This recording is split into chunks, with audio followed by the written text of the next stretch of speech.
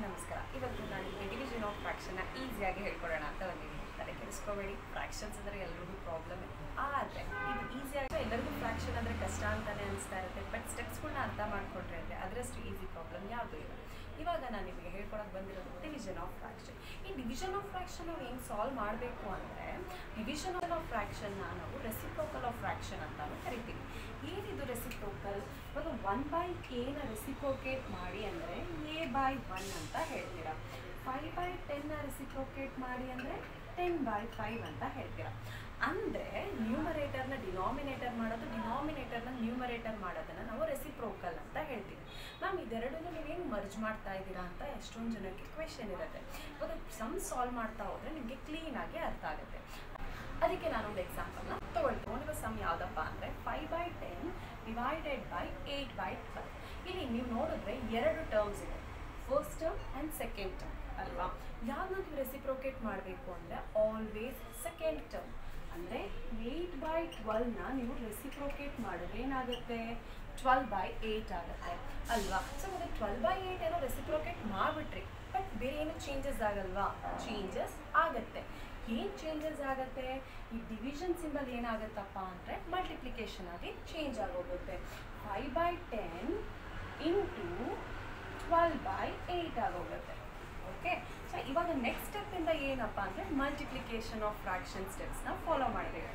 5/10 cancel ಆಗುತ್ತಾ? Obviously cancel ಆಗುತ್ತೆ. 1 2 12/8 cancel ಆಗುತ್ತಾ? ಅದೂ ಕ್ಯಾನ್ಸಲ್ ಆಗುತ್ತೆ. 2 4 2 6. ಸೊ ಇವಾಗ ಬರ್ಕೊಳ್ಳಿ ಆ ನಂಬರು 1/2 ಇಂಟು 6/4.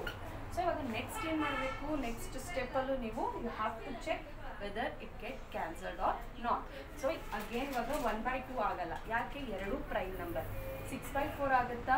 ಆಗುತ್ತೆ. ಯಾವುದರಲ್ಲಿ? 2 1 2 2 2 3. ಸೊ ಇವಾಗ ಏನಿರೋದು 1/2 ಇಂಟು 3/2. ಸೊ ನೆಕ್ಸ್ಟ್ ಸ್ಟೆಪ್ಪು ಯಾವುದೇ ರೀತಿಯಲ್ಲೂ ಕ್ಯಾನ್ಸಲ್ ಆಗಲ್ಲ, ಯಾಕಂದರೆ ಸಿಕ್ಕಿರೋ ನಂಬರ್ಸ್ ಎಲ್ಲಾನು ಯಾವ numbers? Prime numbers.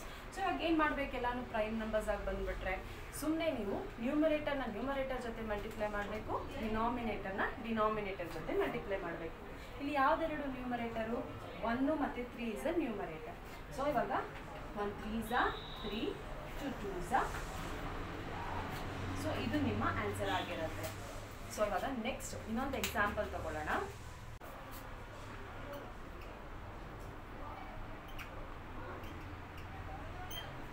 So next example ಯಾವುದಪ್ಪ ಅಂದರೆ 15/20 ಡಿವೈಡೆಡ್ ಬೈ 2/10.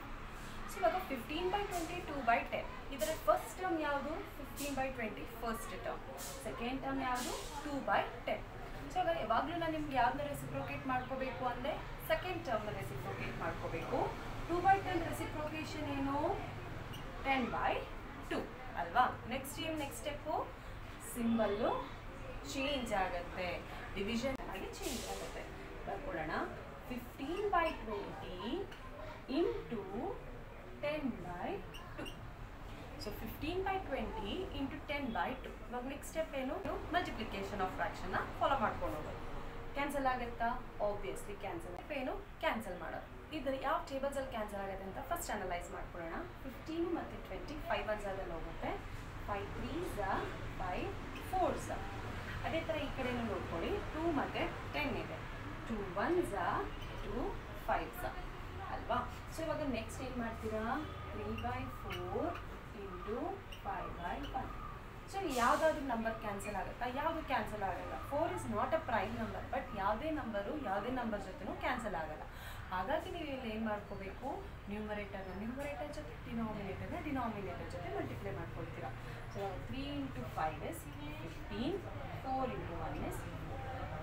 ಇದು ನಿಮ್ಮ ಆನ್ಸರ್ ಆಗಿರುತ್ತೆ. ಸೊ ಮ್ಯಾಮ್ ಇಂಪ್ರಾಪರಲ್ಲಿ ಇದೆಯಲ್ವಾ, ಇಡ್ಬೋದಾ ಅನ್ನೋದು ಎಷ್ಟೊಂದು ಜನ ಕ್ವೆಶನ್ ಆಗಿರುತ್ತೆ. ಇಡ್ಬೋದು, ಇಲ್ಲ ಅಂದರೆ ಅದನ್ನು ನೀವು ಮಿಕ್ಸ್ಡ್ ಫ್ರಾಕ್ಷನ್ ಆಗಿ ಕೂಡ ಮಾಡಿ ಇಡ್ಬೋದು. ಇದು ನಿಮ್ಮ ಆನ್ಸರ್. ನಿಮಗೆ ಎಲ್ಲ ಸ್ಟೆಪ್ಪು ಕ್ಲೀನಾಗಿ ಅರ್ಥ ಆಗಿದೆ ಅನಿಸುತ್ತೆ. ಅರ್ಥ ಆಗಿದ್ದರೆ ಕ್ಲೀನಾಗಿ ಅದನ್ನು ಸ್ಟೆಪ್ ಬೈ ಸ್ಟೆಪ್ ಪೇಪರಲ್ಲಿ ಬರೆದು ಒಳ್ಳೆ ಮಾರ್ಕ್ಸ್ನ ಸ್ಕೋರ್ ಮಾಡಿ. Thank you.